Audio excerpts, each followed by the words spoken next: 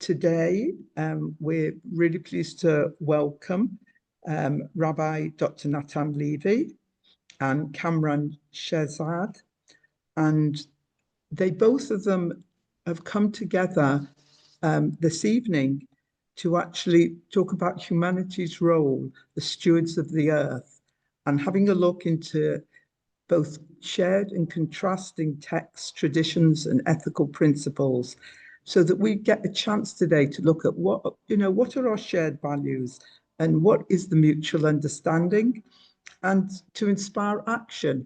And we have a hybrid audience. We're very glad to have an audience here in the house and our audience online.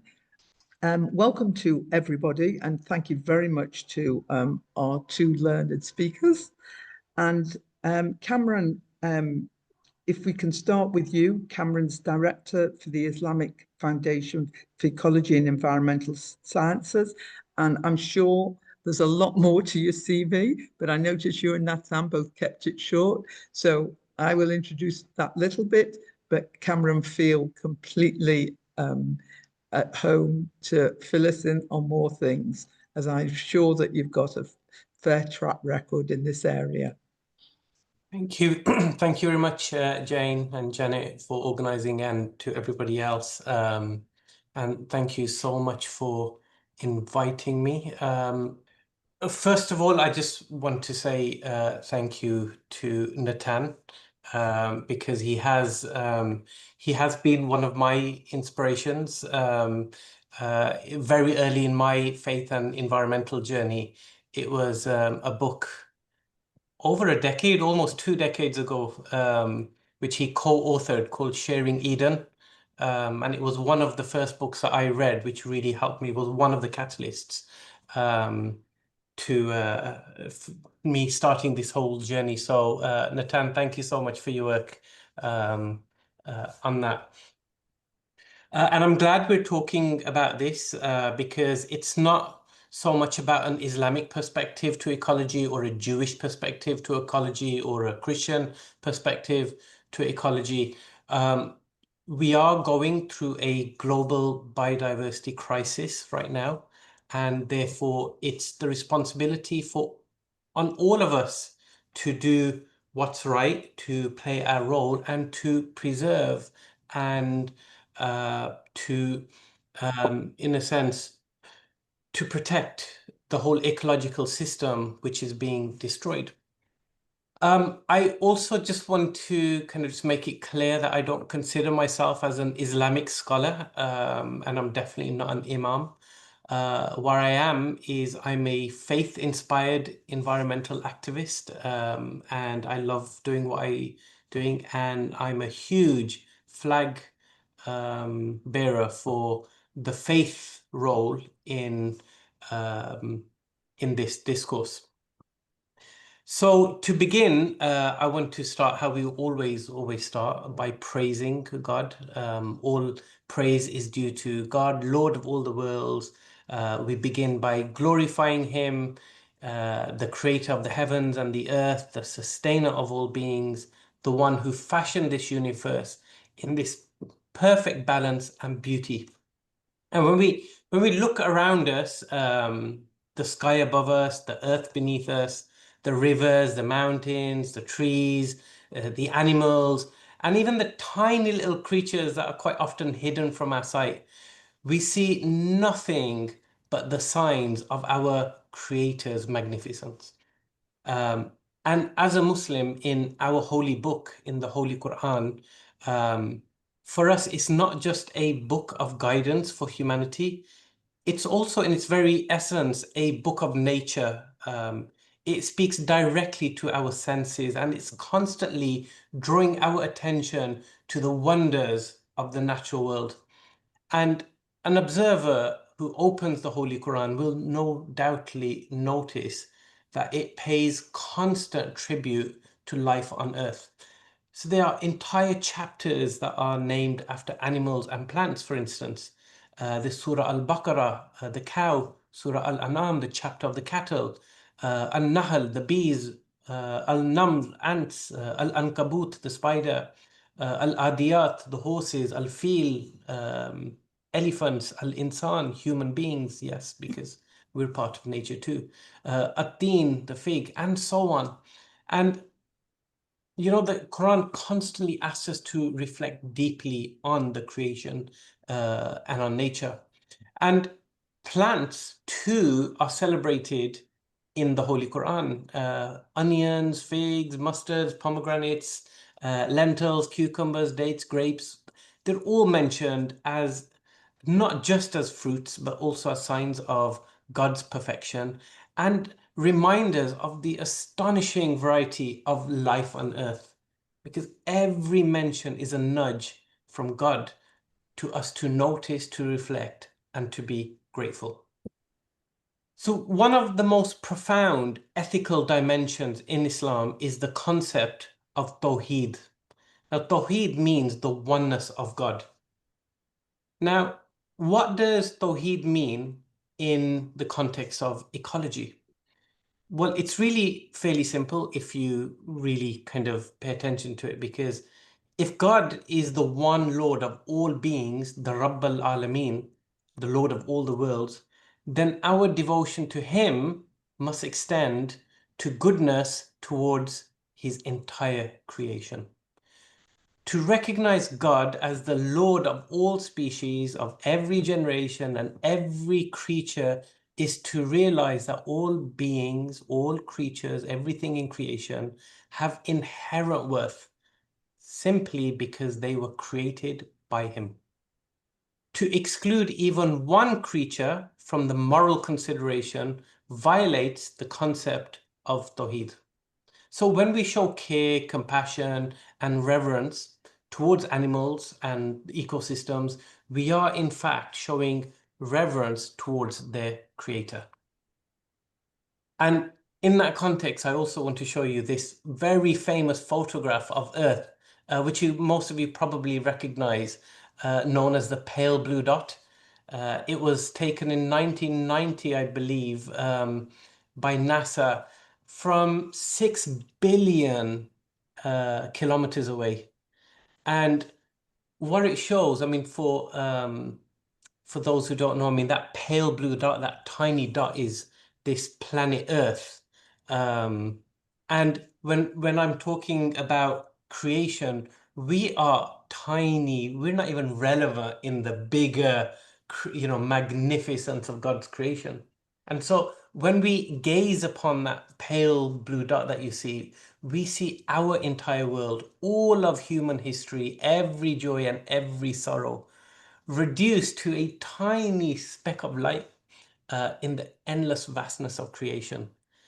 And it should really humble us to realize that the universe, in all its unimaginable breadth, is but a sign of the majesty of God, the all-powerful, the one who holds all that exists. And yet, sadly, we often live as if everything revolves around us. We forget how small we truly are before His greatness. And this image really is a reminder for us to stand in awe of His creation, to live with humility and to honor the trust that He has placed upon us as caretakers of this fragile home. So in the Holy Quran, God also speaks to us about His grand design, the natural order, the perfect balance that sustains life. And God says to us in the Holy Quran, adhere to the fitrah of Allah upon which He has created all people. There is no altering God's creation, and this is the right path, though most people do not realize it. Fitrah means the natural pattern, and this verse is telling us that everything that has been created in a natural pattern, in a natural balance, a fitrah. And our role is not to disrupt that balance, but to live with it in harmony. Yet, have we really done so? Here, if we look at this, as we watch this planet revolve in perfect harmony, we see this glimpse of the natural order that God has created for us, the balance of night and day, the rhythm of the seasons, the cycles of water, air, and life, because every movement is precise. Every pattern serves as a purpose. And together they sustain all living beings and provide us in ways that we often take for granted. I mean, the water you drank this morning may have been the water an elephant drank 200 years ago, because the water just recycles itself. The food we ate this afternoon may have been soil or something else somewhere else in another form a few centuries ago, because God has created this perfect system for us to be able to provide for us. But God also warns us in the Holy Quran. He tells us that corruption has appeared in both land and sea as a result of people's actions, the consequences of which they may taste, so that hopefully they will return back. Okay. This is a very powerful Quran verse. We see today, we're seeing all the consequences around us: polluted air, poisoned rivers, melting glaciers, disappearing species. I've just put a few of the problems we're facing in this little circular chart that we have caused: global warming, overpopulation, waste disposal, climate change, loss of biodiversity, all sorts. And it's a shame that our actions, our greed, our waste, our neglect, they're all disrupting that balance that I spoke about earlier that God has established. And so in Islam, the Quran is reminding us that the corruption is of our own making. But in that same verse, we're also being told there's hope in that verse. There's also an opportunity for us to turn back, to repent, and to realign ourselves with that divine order. And a lot of this comes from our lack of respect for the ecological system, for nature. And these are two of my favorite verses in the Holy Quran, because sometimes when I'm reading the Quran, it seems that God seems to elevate nature above the status of man. So here, these two verses, God is telling us that surely the creation of the heavens and the earth is greater than the creation of man, but most people know not. And in another chapter, God says to us, do you not see that God has made what is in the heavens and the earth subservient to you and made complete to you his favor outwardly and inwardly? And so what does that mean, subservient to you? Like nature, humans, we have our own free will. Everything else is created to serve God in a sense. So God has created nature in a sense to provide for us, to give for us. Like if you think of the ocean, when we're standing at the beach, the ocean comes in and then it goes out. It then comes in and then it goes out. Can you imagine if God commanded the ocean not to come back out and just carry on coming in? Can you imagine if God commanded the mountains to suddenly put its full weight on us? We would be destroyed. So really, nature is providing for us. And so I'll give you a very basic example.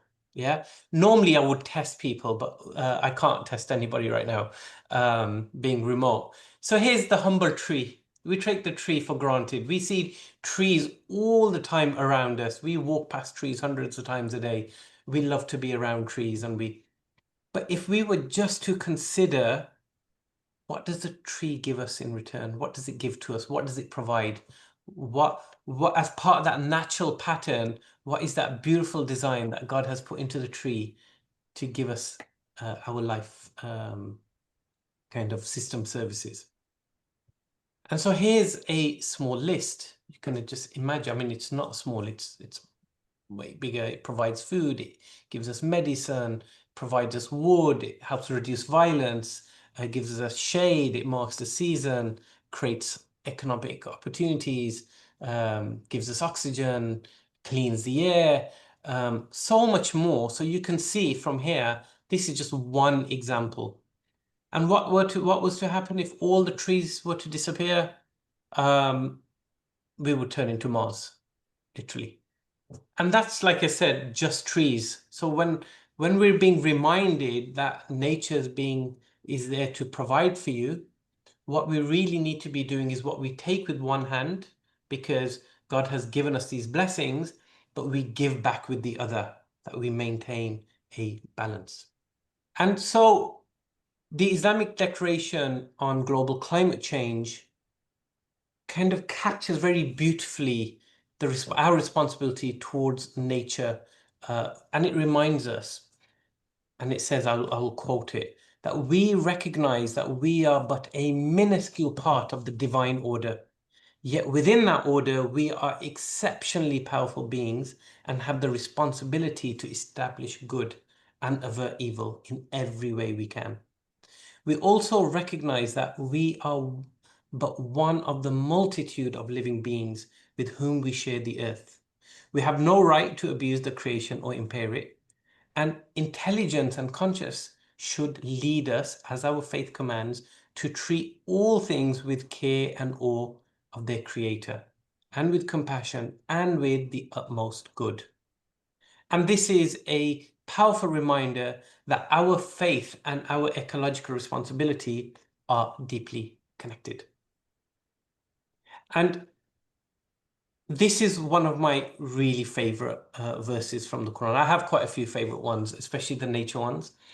And it captures this connection that I really feel. And it's after one of the nature named chapters.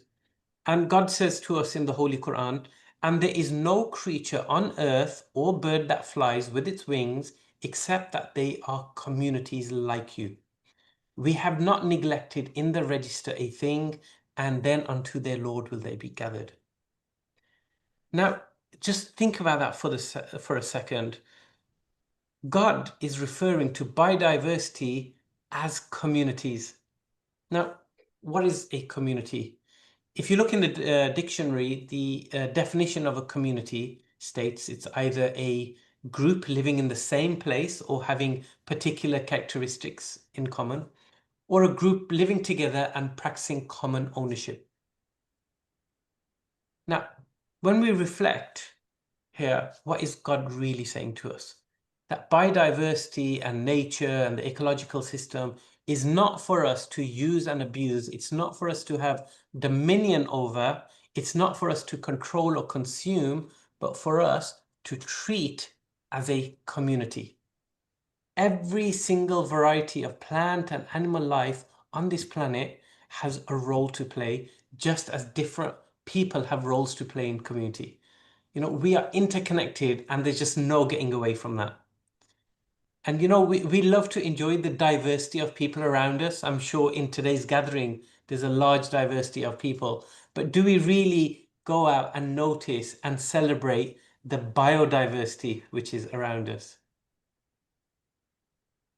And finally, you know, Islam, it calls us to live with God consciousness, or what we refer to as taqwa, not just in prayer or in fasting, but also in how we walk on the earth and in how we consume, in how we treat the creatures around us.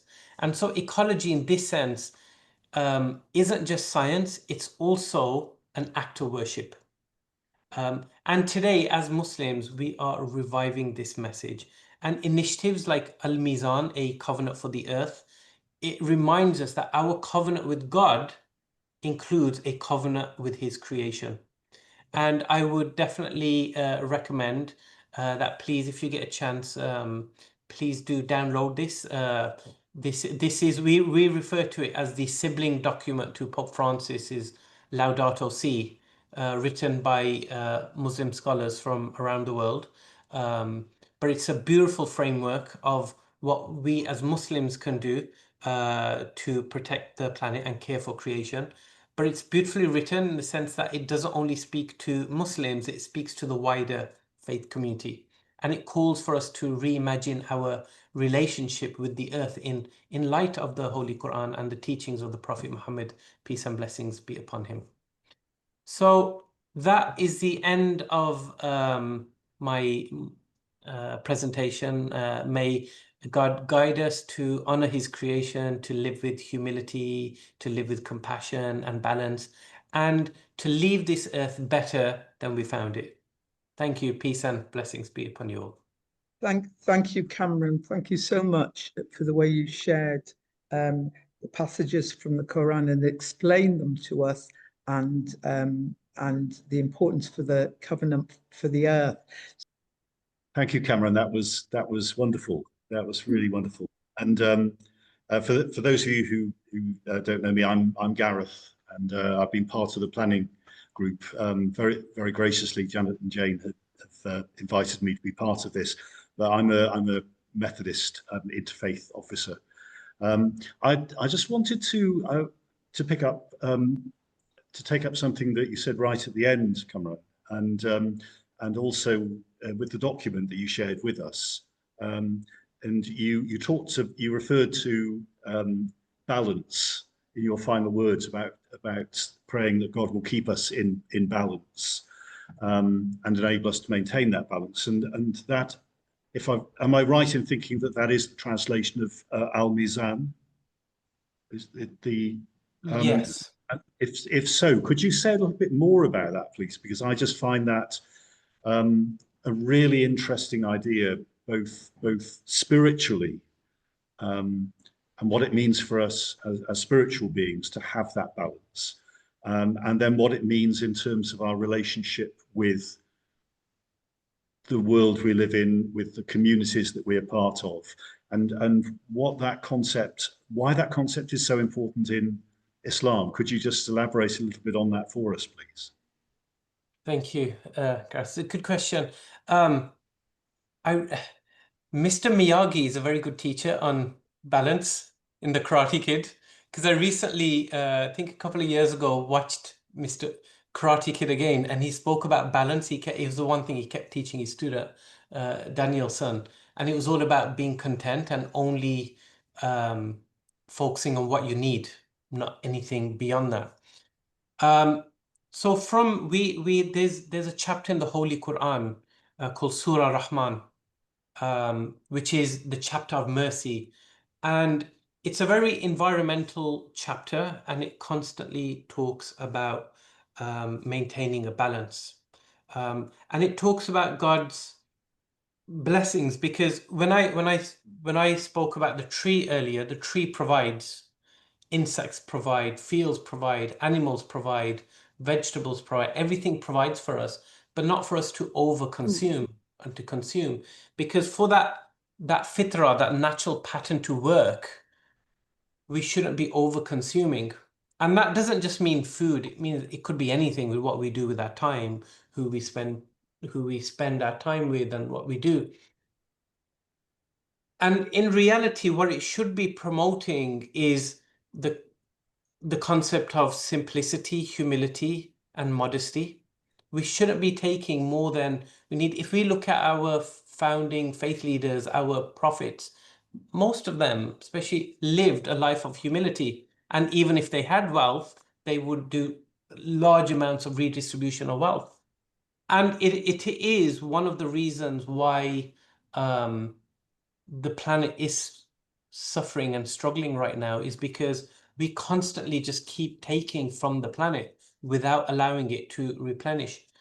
And all the balance means is that we're allowed to, in fact, I'm sure this is also a Jewish perspective, that we can't deny gifts that God has created for us and given us. You know, that is part of appreciating the blessings and the bounties. But the balance means take with one hand, give back with the other. Take with one hand, give back with the other. And if it means making sacrifices because we have too much, if the balance is not to scale, we have to make sacrifices in order to be able to bring our planet back to balance. And that is also, I would say, a spiritual dilemma too, because from a spiritual perspective too, we need to start looking at what our faith really want from us in terms of our needs. And I think we have lots of spiritual alignment to do. That also needs to be in balance. Can you say thank you from Yes, yes, no, thank you from everybody. I mean, maybe while people are waiting for the next question, maybe I could ask something. So there's different opinions within Judaism about being vegetarian or eating animals. There isn't just one voice on it. And I wondered, Kamran, whether you could say a little bit about Islam's approach to that. The easy answer again is the balance, that at the moment we tend to do too much of one thing over the other. So there isn't a concept of being vegetarian or veganism in Islam, but there is a concept of moderation and simplicity. So nowhere in the Quran or the teachings it say you should eat meat every single day.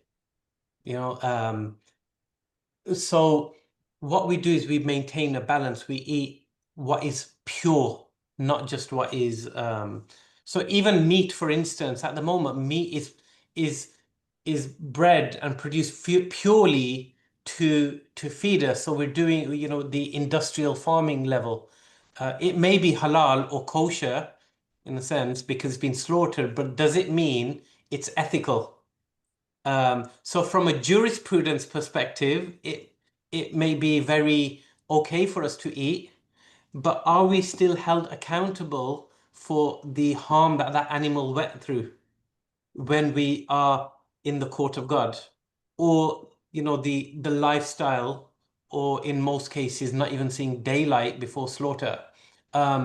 So there are ethical considerations. Personally, I just think as a global, and I'm generalizing here, we eat too much, we eat too much of something. I think we do it with anything. Whenever we have something good, we do too much of it. Fossil fuels isn't necessarily a bad thing. The problem is we do too much of it. We do too much of sugar, gives us health problems. We do too much of antibiotics, it gives us health problems. So me personally, I'm a massive fan of reducing your meat consumption and knowing what's on your plate. I believe vegetables and plant-based has just so much more nutrients and so much more goodness. But I couldn't go as far as to say that it's not allowed. Thank you very much. You actually sound a bit like Maimonides, who always said the middle of the road and, was the safer way, and always talked about balance. Yeah. Can I open it? Can I maybe take this one more question? If there is one online? No? Okay, so maybe this is the time that we'll move over to Natan. Thank you, Natan. And true to form in his humility, Natan just said, he just sent us a line saying he was rabbi at Syracuse University on the campus, and he holds a PhD from Bristol University in environmental theology. I've known Natan for a long time, and I know he has an enormous track record in interfaith relations, in environmental issues, and the book that you mentioned, Kamran, on sharing Eden, I know it features highly with a lot of people. So, and Natan also was another helper in planning these series. So, Natan, can I welcome you and go over to you? Thank you. Thanks, Jane. First of all, it's just an honor to be here. Kamran, I could listen to your wonderful presentations all day long. And truly, it brings me back. For those who haven't had the experience of, I recommend spending more time with Kamran. And he doesn't just talk the talk, he also walks the walk. And with the amazing Bahu Trust, which has won Green Ecology Awards, Beacon Green Mosque Awards, and is a leader in terms of where a religious community can really go, from solar panels to creating an educational experience that goes directly from the top level of the imams and what they say, that right into the way the youngest students are taught. So a really holistic sense of how to create a faith perspective that just like engages wonderfully and intensely with real questions about the environment. And I always tell people within my own congregational communities, like, if you want to see a religious community doing it right around the environment, I recommend the Bahu Trust and everything that Kamran's doing there. So just to sing a little bit of that praise, and a huge thanks to Janet and Jane for arranging this key engagement, where often I feel as though our shared love, compassion, desire to support the environment can really stand us in good stead, especially now, especially as a lot of identity politics and faith communities are riven apart by whether or not political events across the country or the world, that when we stand together around the environment, I'm reminded of what the former chief rabbi, Zichron LeBracha, may his memory be a blessing, Lord Sachs once said. I asked him one time, I was like, why do we do environmental work together with other faith communities? And he had this beautiful line he would always say. Lord Sachs would often say, we may not share as faith traditions, we may not share the same vision of heaven, but we have to share the same earth. And that notion of really sharing the same earth, despite all of our different visions of heaven, I think is one of the key components of what right now we desperately, desperately need to hold us together in these such challenging times. So I will give a very brief, very potted, what I'm calling eco-Judaisms, because there is no one eco-Judaism, there's no one perspective. In fact, it's quite complex. And I would really welcome throughout your questions, your comments, if you want to drop messages into, we're trying to make this as interactive as possible while online across the globe. Okay, ready? Here we go. I'm gonna jump in here with a real challenge. And the challenge for me was always in the space of, we have some wonderful texts, right? And Kamran presented some incredibly comprehensive and inspiring texts from the Quran, and we are within the Torah, within the Bible, both the Old Testament and the New Testament have some incredible texts around how to protect and care for the environment. And yet I've found again and again within religious communities, especially the more Orthodox traditional ones, the environment is way down their list of priorities, right? And the choices that these religious traditional communities are making often suggest that other priorities have taken on a more primary role and the environment has become secondary. I remember when I was in yeshiva, the rabbinical seminary, learning that every Shabbat, after we'd have all of our wonderful Sabbath of engaged, thinking about the Sabbath, the day of rest, what a great time for the environment, right? Today, take a day off from driving and screens and computers and all of the buying and selling and capitalism that we do. Take a day off, and then what would happen at the end of Shabbat? We'd roll up all of the plastic that we'd used for the whole Sabbath and put it into big bags and toss it out and be like, okay, now Shabbat's over, and here's our plastic bags full of rubbish. So oftentimes I would always feel as though while the texts are there, how we translate text into practice has been a bit of a lag and a bit of a gap. And I want to think about that a little bit within text that we're learning. And in the spirit of that, I want to consider, for example, the moment of a fellow called Lynn Whitehead, because Lynn Whitehead said, if you want to know the reason that the environment is in such a bad state, and he pointed his finger, it's the Bible's fault.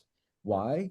Because of this first text I'm bringing for you today, Genesis chapter 1. Genesis chapter 1 reads like this. I won't bore you with the Hebrew, but take a look. I have it here too. And God blessed them. This is talking at the beginning of creation, talking directly to Adam and Chava, the first human beings on the earth. This is seminal text and a seminal moment. This is like their first commandment given over by God of how to be a human in the world. And God blessed them and said to them, be fruitful and multiply and replenish the earth and subdue it, and have dominion over the fish of the sea, and over the fowl of the earth, and over every living thing that creepeth upon the earth. So from the get-go. You have this text, and Lynn Whitehead said in a seminal philosophical piece, he said, if you want to understand why the West treats the environment so badly, it's because we see ourselves as having dominion over it, as somehow, and Kamran, referring a little bit back to how the Quran has read a notion of our both responsibility, but also responsibility that speaks a little bit to that the earth is subservient to our needs. One way to read this text from Genesis is to say, we should have dominion over it. In fact, in the Hebrew, it's even more intense. This word, kivshuha, dominion, literally is the same word as the word kavish. You know, in Hebrew, to build a road, it's called the kavish. And how you build a road, you take a whole bunch of gravel and you squish down the gravel. Kivshuha really means to squish down, to have power over, and to sort of ramrod through. And that's one vision, potentially a divine vision for how we engage with the world, and a very challenging one. However, that's chapter 1 of Genesis. Let's turn to chapter 2. So chapter 2 of Genesis says, Vayikach Hashem Elokim et Adam. God takes the first man, and he puts him into the Garden of Eden. And he says, what's your role here in this pristine and beautiful garden that I've created? La'ovda u'l'shomra in the Hebrew, which can be roughly be translated as la'ovda, to serve, to be almost a servant of this place, and to shomra. To shomer here means to guard, to keep, to conserve. I like the language here of serve it and conserve it, right? That it's not our role with this fragile garden to have pure dominion over it. It's not our role to fill it up. What's our role here? To be servants to it, to guard it. And I think between these two chapters lies a little bit of what Lynn Whitehead missed in his looking only at chapter 1, which is we're constantly pulled between these two modes of existence as human beings. We are here with that sense of we need to be in control, be responsible, and we have this incredible power. Human beings have power over the earth. You know, with a few people doing crazy things, the earth could be destroyed in all kinds of ways, in all kinds of moments. That's an incredibly huge, awesome responsibility. And yet, God also says, you're also servants here. And your role isn't just to have dominion, it's also to serve and conserve it. And I think when we think about eco-Judaism in the widest sense, we have to be aware of ourselves. And maybe another way of thinking about the notion of what Kamran spoke about as this balance, the mizan. We're in balance with creation, but we're always struggling with personal choices that require our balance as well between these two worlds, right? My wife would always say, when we had a lot of people for Shabbat and we used plastic plates, she would say, this is very bad for the environment, but very good for our marriage, to just like take everything and put it in plastic. There are moments where we have to go back and forth between what's good for our own larger global structures, right? Preserving sustainability, saving the world as it hurtles towards a terrible ecological crisis, one after the other, versus what's good for myself and my community, for the Shabbos table, and how we negotiate that space, I think is where the real, I would say, the struggle and the battle and tension and all of what we are with our deep environmental selves really comes to the fore. And being aware of that and being able to sit in conversation with that and struggle in that moment of tension between Genesis chapter 1 and Genesis chapter 2, as it can strip us apart, but also how do we find the places where that comes together? And if we had a long time, we could do a lot.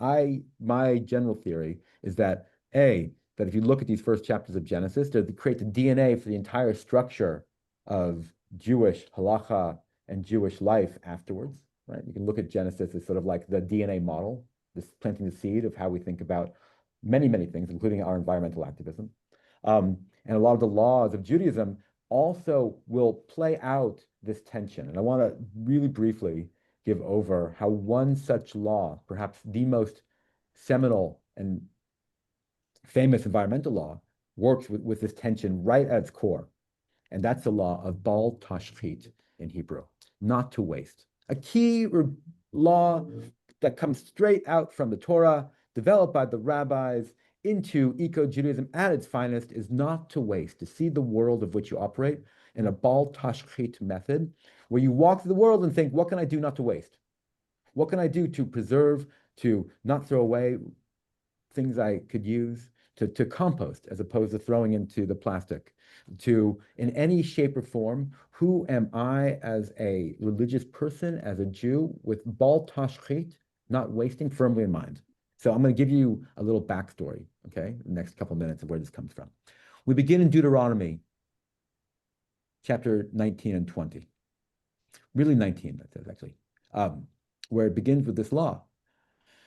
And it comes from a very specific place. And I'll show you why I think it opens up to the model that the rabbis developed, which is it goes from a very minimalistic beginning to a maximalistic understanding. When you besiege a city a long time, when you make war against a city, Moses is saying to the Jewish people, as they stand in Sinai, don't destroy the trees by putting an axe against them, for you can eat from those trees. Don't cut them down. Is a tree of the field a person that it should be besieged, like this war town you're fighting against? That's the text. And from there, the rabbi said, aha, it's not just about war that we think about not wasting. And it's not just about fruit trees. Let's take the most maximal approach and say this applies to every level of waste. Why do they do this thing? I'll give you, I think, is a particular theory, which is that I've heard before, which is if in war, if in a time where there are no ethics and there are very few morals, if there you still have to stop and say these trees are worth saving, this fruit tree is worth preserving. I can't, in the middle of war, when in the fog of war, if even then you have to keep this law not to waste, how much more so in our everyday lives? How much more so when we're walking through the streets? How much more so with the rubbish in our hands? And so the rabbis said, because of this particular line, they learned out again and again that the most righteous people are those who saved everything, every needle, every seed, and they became a model for how to think about the world with bal tashchit, not to waste. But, as everything in Judaism, it's quite complicated. And the complications begin because the text is a text that looks unclear. I will give you two commentaries here on this text. By the way, rabbis love to argue with each other. So you have one line from the Torah, and everyone argues about it. I'll give you two of their arguments. One from Rashi, a 11th century French commentator, also a wine vintner in his free time, and also Ibn Ezra, who was an itinerant sort of wanderer around, pretty much a contemporary of Rashi, a little bit later. Ended up in wandering around certain spots in Spain, mainly. So Rashi, this commentator, says to us, on this particular line, Ki Adam Eitz Hasadeh, is the tree of the field a man? Ki here is a meaning of perhaps. Is a tree of the field a man who is able to withdraw within the besieged city? That it should be chastised by the suffering of famine and thirst like the inhabitants of the city? Why should he destroy a tree? What Rashi seems to be saying is, consider trees to be unique. Nature is unique. And all of our wars and our struggles and our moral issues, remember that there's something outside of that. And have compassion for a world that is not like the human movement of forces, of culture. And that nature stands as something that you should honor because it's nature. Like Kamran said, think of what a tree can do. Think of a tree's potentiality earlier on. And just imagine that tree. And Rashi says, envision a tree so different from all of the cultural movements, societal breakups, and have that tree in mind as separate and unique from self, and preserve it because it's nature, and it's worth preserving nature for its own sake. That seems to be Rashi's commentator. Knows Ibn Ezra. Ibn Ezra disagrees because the text is unclear. Ki Adam Eitz Hasadeh can have another meaning, a totally different meaning. And he explains, I'm not going to go into details here, it's wonderful and long and a bit complex and convoluted, but he ends up by saying this. Why would scripture say that you should not destroy the fruit trees? Because unlike a human being that cannot run away from you, there's no need to say all that. Don't have to talk about trees running away or not. This is rather the meaning of the clause. Thou may eat from those trees. Don't cut them down, for the tree of the field is man. That is, the life of man is, or human beings rather, is supported by trees. Says Ibn Ezra, Rashi, you're sort of wrong. It's not because trees can't run away or they are nature and they're special. Think of a tree only when it's special because it can give to us its fruit. And the reason we preserve nature is not as nature qua nature. We preserve nature because it's good for us. And here's the difference between the two thinkers. Says Rashi, we preserve nature because it deserves to be preserved. It deserves to be kept. The sustainability of animals in the world lives in and of itself. And when we talk about, when keeping elephants and penguins and all the other creatures of the world safe, we do it because they deserve to have protection, and they're part of God's creation. They're put into God's creation for a reason. We may not know it. And because of that alone is sufficient to justify their preservation. Says Ibn Ezra, that's not quite enough to justify their preservation because human beings are involved. And therefore, what makes things worth preserving? We can use them. We can think about them because they give us fruit. And because they give us fruit, don't cut them down. I imagine most of us here are here because we really are drawn to that more deeper ecological sense of things are worth preserving because they're a natural order, because they belong in the world, because God creates them in the world. But I tend to find that oftentimes it's a better argument in many, many rooms to go to the place where you consider why it's worthwhile for us to preserve these things, right? Why do we preserve the Amazon rainforest, not the company, by the way? We preserve the Amazon maybe because its beauty and biodiversity should live on its own, but maybe we preserve the Amazon because there might be some cancer-preventing plant there that will save our lives, or it's an incredible green lung for the earth, and that's worthwhile for us. So with these two notions, we're once again drawn back to this tension. Do we really work for the environment because we care about the natural world, or do we work for the environment because we care about us? And by taking care of the environment, we can take care of us.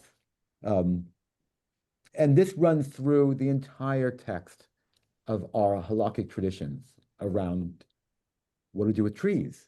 And I once had a really intense encounter in a very religious part of Jerusalem called Har Nof, where they were going to cut down a whole bunch of olive orchards to build an old age home. So they're building an old age home by cutting down the olives. And the argument, we went to the rabbis and said, venerable rabbis, you have this law, do not cut down fruit trees. Do not cut down fruit trees because the Torah says so. Don't cut down these olive trees. And they asked me, and the people that had worked in this very carefully constructed argument to the rabbis in this neighborhood, and they said, do you know why we're cutting down these trees? We're cutting them down because there's old people there who need a home. And that takes priority over the fruit trees. And we argued back and forth. And because they were the venerable rabbis and I wasn't, they won the argument. And the same argument you'll see again and again. What takes priority? How do we decide? Do fruit trees demand of their own accord that they're saved or not? And we have a concept, a very challenging concept like this. In Babylonian Talmud, we're in the oral tradition. It says in Shabbat 140b, Mephisto said, one who can eat barley bread but eats wheat bread, he violates thou shalt not destroy, the law of Baal Tashchit. Why? Because barley bread takes less water than wheat. Barley takes less water to make. So if you eat barley, you're saving on water. Rav Papa said, one can drink beer but drinks wine. He violates Baal Tashchit, thou shalt not destroy. Same reason, because barley, again, takes less water than grapes to grow, according to Rav Papa at least. But, says the Talmud, this is incorrect. This is not true. What Rav Hista said, Rav Papa said, there's another opinion. Because thou shalt not destroy, Baal Tashchit, applied to one's own person stands higher. So while we might be using more water, taking out more resources to eat our wheat, to drink our wine, we also have to take care of ourselves. And the law of Baal Tashchit, not wasting, applies internally as well as externally. And that's the tension. And that's what we fight against when we think about, not fight against, but that's how we struggle with these particular laws of Judaism. Judaism, I don't think, gives us this is one rule that fits every situation. And maybe one question we should ask ourselves is, now that we live in a world where we know how much we are destroying by eating what we eat and drinking what we drink, maybe we should be rethinking Rav Hista and Rav Papa.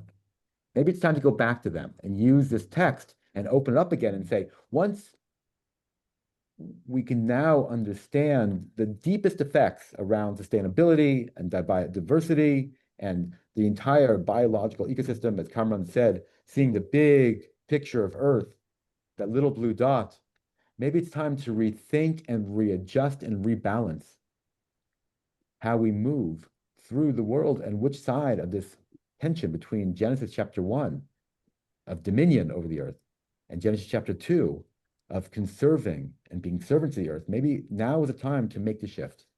And I want to end with this quick note here.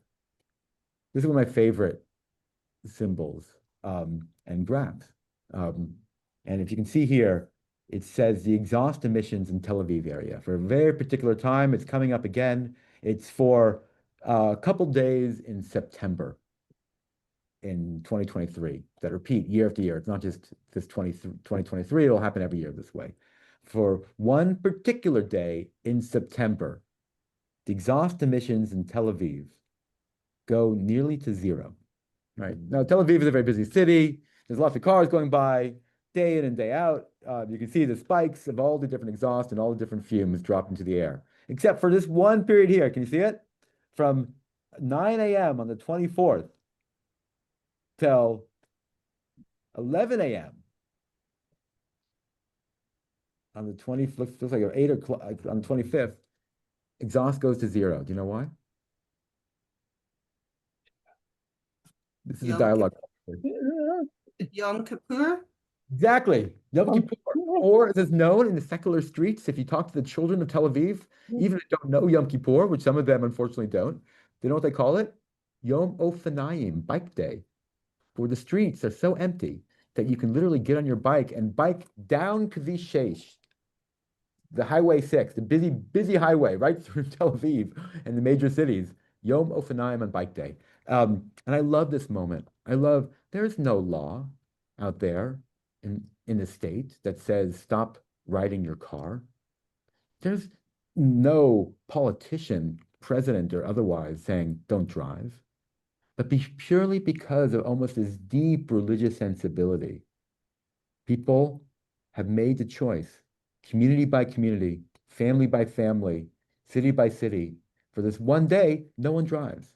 And I think that's the deepest power of what religion can do. You know, our politicians will come and go. Some of them hopefully will go sooner than others, right? But at some level, what we do when we speak about faith and ecology, especially when we speak together about faith and ecology, is that we are going to a level of which we are committing a deep responsibility that allows for days like Bike Day to occur without any ruling, without any law, without any politician or leader telling us that. And I think that's the real power of what it means in a religious sense to care for the environment. Natan, thank you so much. People here are clapping. I know that there isn't so much time, so I don't want to take my own sort of applause of Natan off the question time, but just you explained so well. There's different passages, and if nobody else wants to ask questions, I have other things, but I do want to give people the chance first. So, Fiona? Okay. Well, first of all, I think it's really interesting that, Yom Kippur is the Day of Atonement. Mm-hmm. So it's a day of making atonement to the earth. Beautiful. Yeah. Great. There's one point. As soon as Yom Kippur goes out, guess what happens? Yeah, well, Yes. In the car and drives up. I know. I just wanted to ask what you thought about the fact that those governments that were apparently signing up to net zero and taking the environmental emergency seriously now all seem to be backpedaling, to use the cycle motif. And what can we do about that? How many hours do we have for this great question? How long do we go? And Can I give you, with all due respect to Cameron, can I tell a quick hadith that when someone asked me this very question? You know, I struggle with this, Fiona, by the way. I see the like potentials of Paris Accords and the levels of conferences that happen year after year and the excitement that's built, and then how that feels like nothing happens. It's not getting better, it's getting worse, right? How can everyone come together and meet and have these incredible, joint international global sessions, and nothing's going, and it doesn't, and you look at the trends and it's not making any difference. And you feel as though, especially amongst my students here, it's a problem so big they can't solve it. That's a huge issue for them. It's too big, it's too much, it's too intransigent. And I went back and spoke to a friend of mine who's an imam, and like literally like not happy. I was like, what do I do? What do I tell my students? And he told me this hadith, which I love. He says, there's a story of a little bird, and the little bird is standing or flying and watching at the moment, according to this hadith, where Abraham is burning in the fire. We'd have the story as well, and to the burn that he's put in flames as a test of Abraham.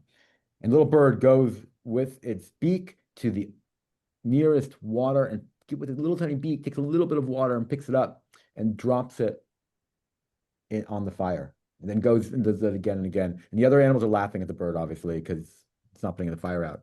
And the animals are laughing at the bird, and the bird turns to these other animals and says, in the day of judgment, they won't ask me, did I put out the fire? They'll ask me, what did I do when the fire was burning?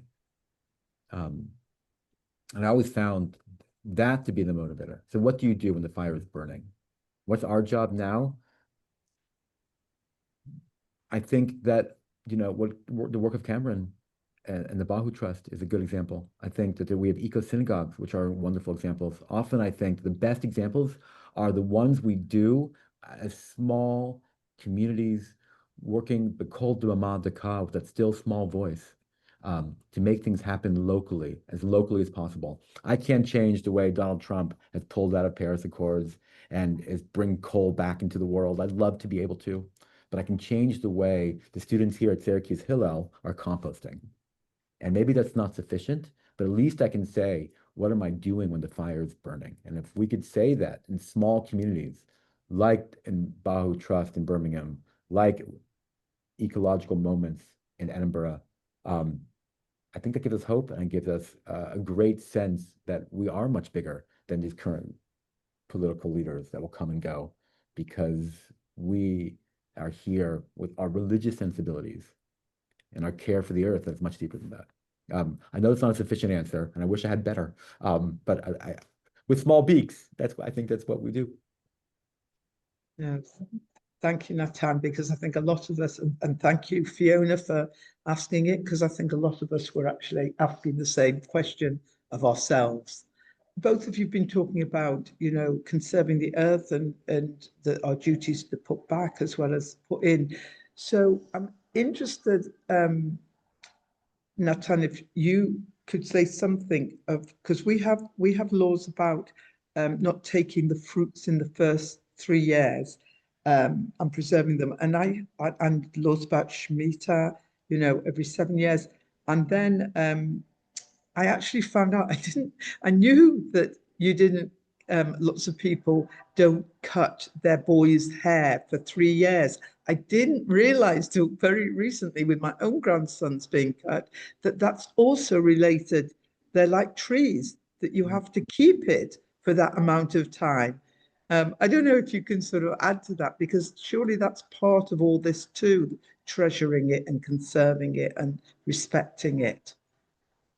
Isn't that a beautiful idea that like we're turning our children into trees at some level, and the laws around how we sort of refrain from pulling too much of the fruits of a tree then becomes how we let our own children grow into themselves for the first 3 years. We don't touch the tradition is for 3 years, the child's hair is not cut, and then you have this incredible, like, nice little event, and you cut their hair, usually around like this holiday called Lag BaOmer often, which I always felt like how much, and Cameron spoke to this too, how much of our faith, of our tradition, of our scripture, is clearly caring for creation, is clearly giving a message of how to instill a sense of love for nature into us, right, from the earliest age. Like Jane is saying, what a beautiful idea that, you know, in our children we say to them, you're like our little growing trees, and our trees a little bit like you, and that connection you make between humans and trees that runs so deep.